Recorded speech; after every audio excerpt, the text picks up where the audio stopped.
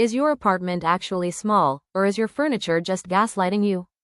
Most people think they need more square footage, but in reality, they just need to stop buying these 5 specific items that are literally suffocating their homes.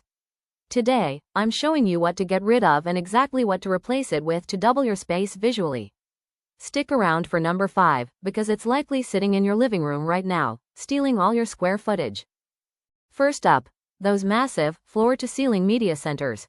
I know they look great in a mansion, but in a small space, they act like a black hole, sucking the light out of the room and making the walls feel like they're closing in. Instead, switch to a floating console. By clearing the floor zone, you create a continuous line of sight that makes your walls feel infinite. Pro tip: match the console color to your wall for a seamless, invisible look. Stop buying tiny rugs. A rug that only fits under your coffee table is called a postage stamp rug, and it visually chops your floor into small, cluttered segments.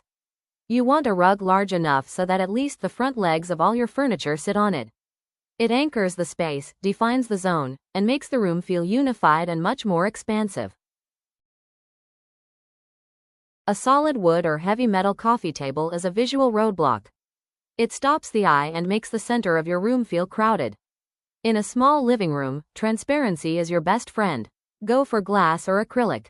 If you can see through it, your brain doesn't register it as clutter or a barrier.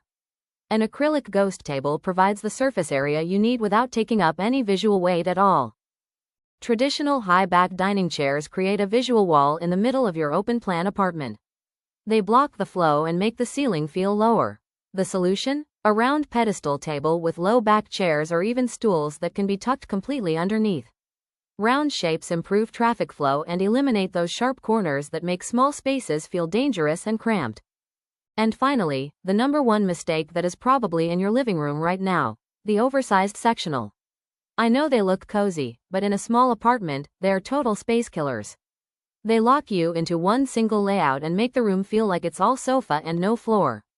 Replace it with a sleek, track-arm 3-seater sofa and a separate, airy armchair.